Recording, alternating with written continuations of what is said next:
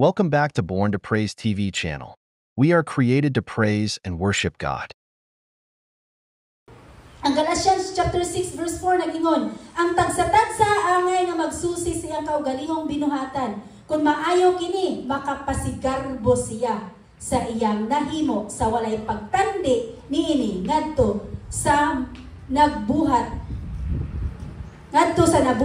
sa uban. Mo na nga ang atong kinabuhi dili nato ikatandi.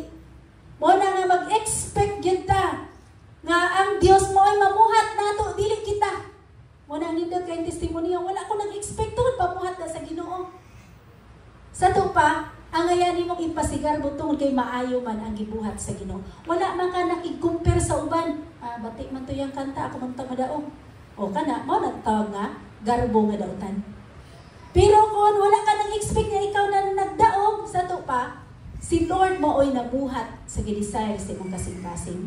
Mao na siya ang garbo nga igsuon nga ibutang na to duha ka klase. Dili kay mayo ta gabusa kayo na mo na naog adi na maayo. Butang nato lang igsuon. So mo na siya ang garbo kinahanglan dili nato ipaubos ang Dios kun dili kita maoy paubos mga igsuon. So, ang garbo tinguha na siyang anunay sa tawo nga kinahanglan siya mo'y masintro. Mo lang ang garboso nga tawo, siya kanunay masintro mo na mayo siya nga ako nagud ni. Diba? Ako nagud ni. So dili ta pwede mangingon ana kay garbo man na siya. Apan maingon ta nga kung wala ang Dios wala jud ko ani. Kani nga panalangin nga maayong lawas, kaning kagwapa, kung wala ang Diyos, wala ko ano. Ano ta? Tungod kay, si Lord mo ay tag-iya sa tanan o siya mo ay nagbuhat sa tanan mga igsoon. So, di ay ang mga pasidaan sa Diyos batok sa garbo. Nga angay natong tunan. Dunay 5 kabuok nga pasidaan sa Diyos batok sa garbo mga igsoon. Una, ang garbo nga nagsupak sa Diyos. Ang garbo nga nagsupak sa Dios. Muna ang ato ang hinumduman. Nga kanunay, once nga supako nato ang pulong sa Ginoo, ang kabubuton sa Ginoo, na niturok nato ang garbo. Unsa na yung kabubuton sa Ginoo? Ang kabubuton sa Dios nga nung gibuhat kaniya, aron imo siya pasidunggan, himayaon og simbahon. Muna nga angayan jud nato na siya nga pagabuhaton. Aron dili ta mahisupak sa kabubuton sa Ginoo. Kung supak ta sa Dios, naa diha bantayan nato, naa di ay ang garbo nato. Ningon ang Proverbs chapter 6 verse 16 to 19. Kani ato basaon ang iyong lantawon pag-ayo. Adunay 7 kabutang nga gikasilagan sa Ginoo. O dili siya makatugot. Dili niya tugutan ang mga nagkaila kaniya nga makabaton aning 7 ka mga butang nga gikasilagan sa Ginoo. Kung ikaw dunay kahadlok o dunay pagtahod sa Dios, hinaot pa nga wala ta ni ani. Ningon diri sa 17, ang garbosong tinanawan,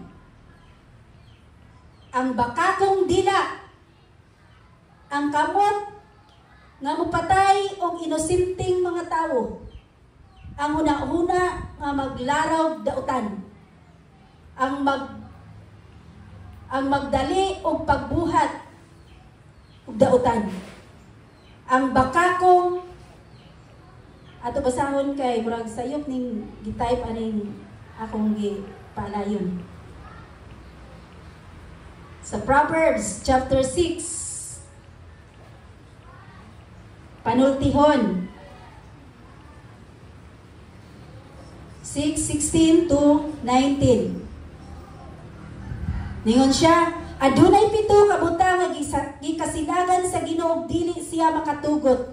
Ang garbosong tinanawan, ang bakakong dila, ang kamot nga mapatay sa inosinting mga tawo, ang una-una nga maglaraw dautan, ang magdali pagbuhat og dautan, ang bakakong saksi o ang tawo nga maghaling og kasamok tali sa mga managhigala. Una, dili ikatugot sa Ginoo kung ikaw nag-alagad sa Ginoo. Unsay number 1 diha? Ang garbusong tinanawan. Muna nga usahay maglalis minilira kay ako siya ginan kabalon ako. So makadetect ko sa iyang mata, makabasa ko sa iyang mata. Ako siya ginan samtang lakaw-lakaw nga. Bisan pa lang sa pag lupad-lupad sa imong buhok, makailan ako sa sunod sa imong kasing-kasing kung nawa kay sikreto o na kay gibuhat o wala. Tungod kay nga no, imo man kong mama, diri makagika gisulod na ako. So, mo na nga, lisod ilabi na kung anak na ta sa Ginoo. Kung anak ta sa Ginoo, makabalo si Lord kung nagbuhatan ni ini. Sa diyang mailhan ni Lord na nagbuhatan ni ini, then iya kang paggangon. Paggangon kaniya. Nga naman makabalo si Lord, bisan pa lang sa tinanawan sa itong mga mata. Tunong kay anak kaniya. Kung anak kaniya, dili siya gusto magarbuso ka. Dili siya gusto nga basta-basta ka magbuhat og dautan. Tun kay ang Dios maayo. So kanunay ta, gusto ni Lord nga kanunay tang mubarog sa iyang pagkamaayo tun kay siya atong amahan. Nya maghaling di tagbakak. Nga ang atong amahan dili man bakakon. Kung maghaling tagbakak o magbuhat tagbakak, dili nato amahan ang Dios. Kisa atong amahan ang yawa. Sumuna nga, ang garbo dapat ato kanunay dili ang kunon diri sa ato ang kinabuhi. Mo nang gipasidan-an ta sa Dios aron nga makalikay ta. Sa kanila gipasidan-an, giwarningan. Warning. Tungod kay basiot niya. Di kay nung mo nga sa atong disciple nga nag-ingon ko. After 5 years, pag nakahuman na mo eskwela o mga dagko na mo mga edad or na-achieve na ninyo ang tanan, unsa kang mahitabo? Warning to ni Lord. Nga gikinahanglan di ita magpabilin nga paubsanon. Warning ni Lord kay usahay ang tao once nga daw na siya makabot, mangyatak na siya sa uban. Ug timan nga ang garbuso, dili lang dito sa dato, kung dili na usab sa pobre. Tun kay mapobre man kag mo dato, kinahanglan ta dunay kahadlok sa Dios. Gikinahanglan ta nga dunay pagtahod sa Dios. Mao na mapobre man tang madato, may sakit man ta o wala, gwapa man ta o dili, kinahanglan ta moalagad sa Dios. Alagaran nato siya sa kanunay. Hinumduman nato siya sa kanunay. Kaya no, bisan unsa pa na ang imong gikalipay karon tungod sa imong pagkaikaw o garbo na kayo ka, usara na kaanak ni Lord, wala ang tanan. Diba? Wala ang tanan. Mo na, pasidanan ta sa Ginoo. Nga gikinahanglan ta, dili musupak sa Dios. So, pagbaton og kaalam, nga once na nakasupak na ka sa Ginoo, ayaw na buhatag balik. Kinahanglan ingon na hinulsulan o hinuklugan. Dili tumayo ako gibuhat. Ako pa ba di ay buhaton balik? So kinahanglan nga dili na. Then ingon diri siya sa James chapter 4 verse 6. Ingon ang Dios, ingon ang pulong sa Santiago, ingon siya, kaaway sa Dios ang mga mapahitason. Kana nga praise akong gikuha kay napata sa garbo. So kaaway sa Dios ang mapahitason. Nan. Laliman ka niya, mapataas pa deta, may detang kaaway sa Dios. Then ingon si Peter, 1 Peter chapter 5 verse 5.